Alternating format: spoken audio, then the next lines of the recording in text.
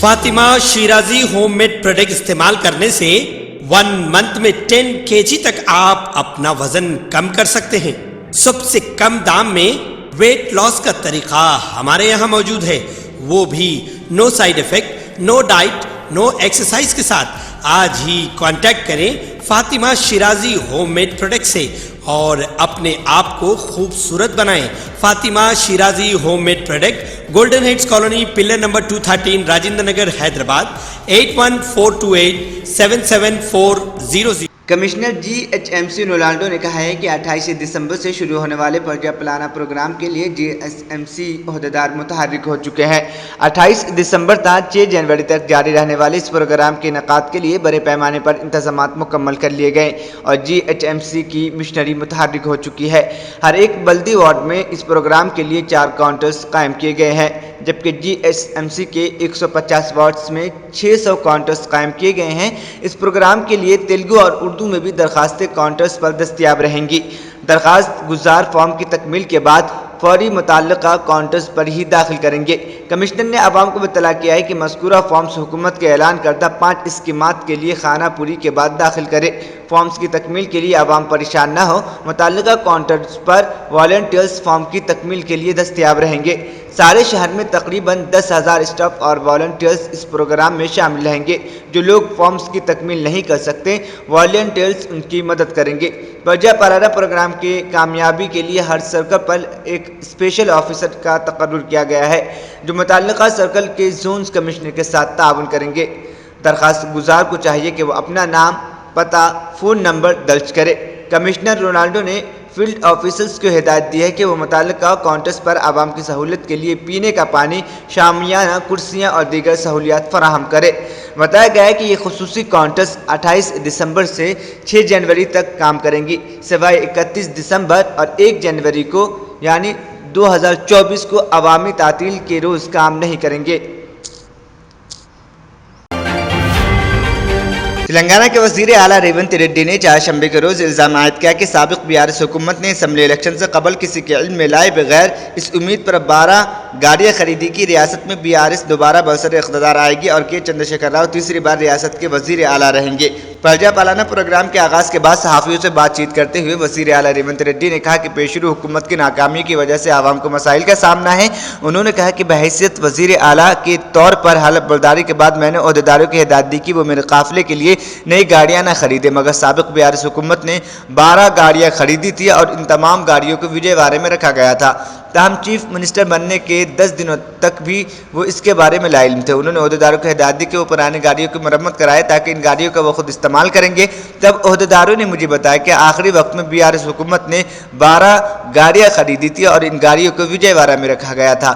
حکومت کے CR بحیثیت چیف منسٹر کا عہدہ حاصل کرنے کے بعد ان گاڑیوں کو حیدرآباد لانا چاہتی تھی۔ جب عہدیداروں نے نئی گاڑیوں کے بارے میں مجھے بتایا تو میں حیرت زدہ رہ گیا۔ ہر گاڑی کی قیمت 3 کروڑ روپے تھی اور یہ گاڑیاں بلٹ پروف ہیں۔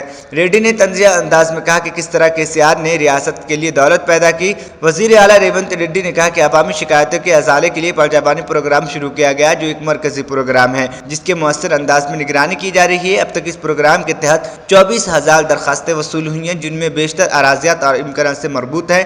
سابق BRS حکومت کے قائدین پر 1 لاکھ کروڑ روپے لوٹنے کا الزام عائد کرتے ہوئے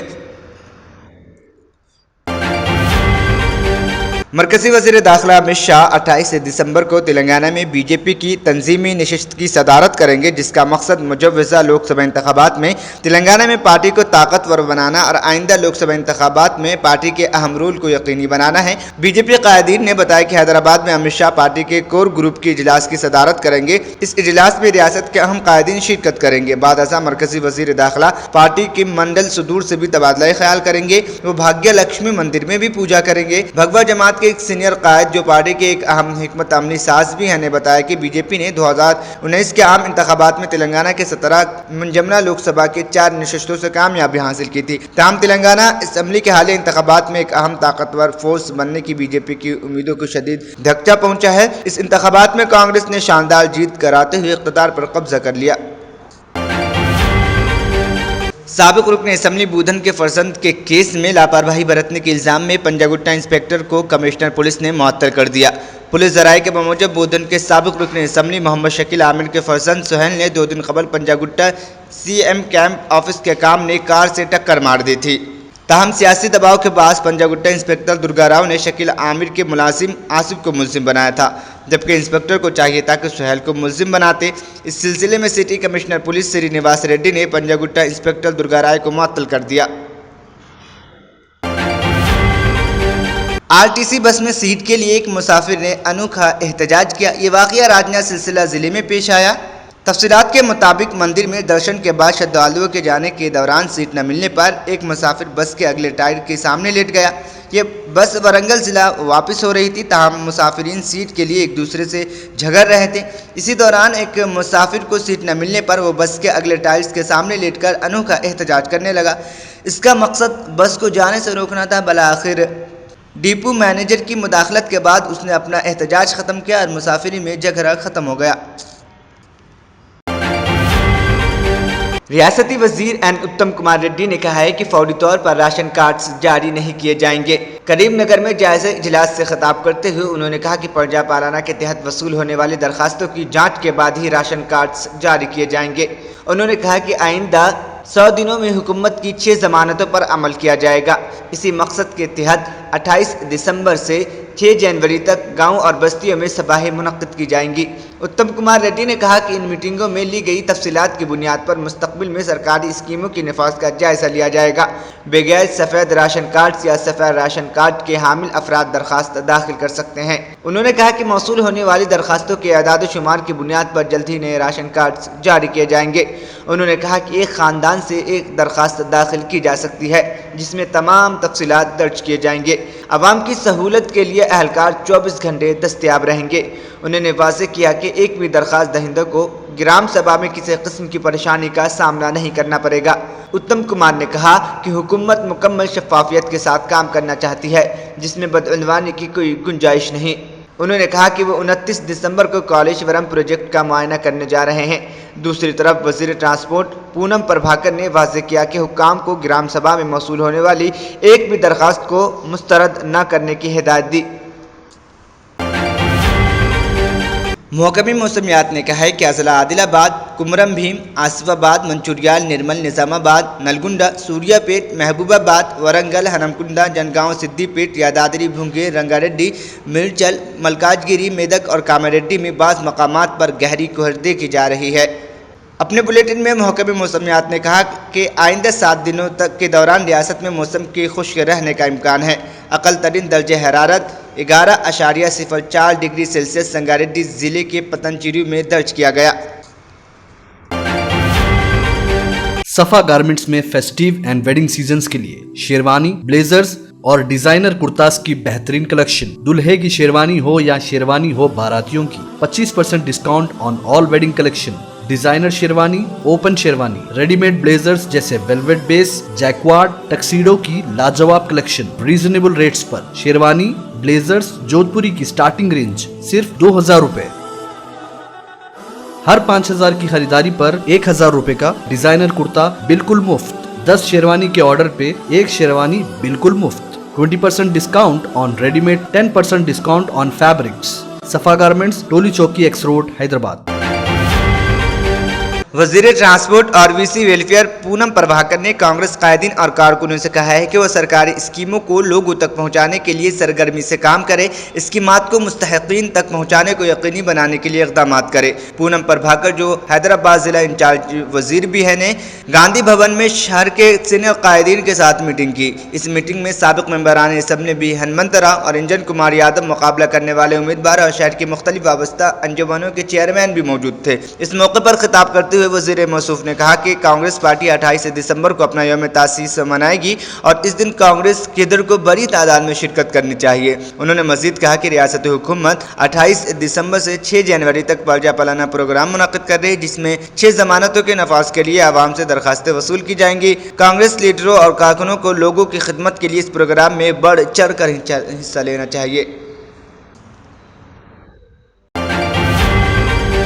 कांग्रेस ने चारशंबे के दिन ऐलान किया है कि वो राहुल गांधी की क़यादत में मणिपुर ता मुंबई भारत न्याय यात्रा निकालेगी, जो 67 दिनों में मशरक़ी हिंद ता मगरबी हिंद 14 रियासतों और 85 अजला से गुजरेगी।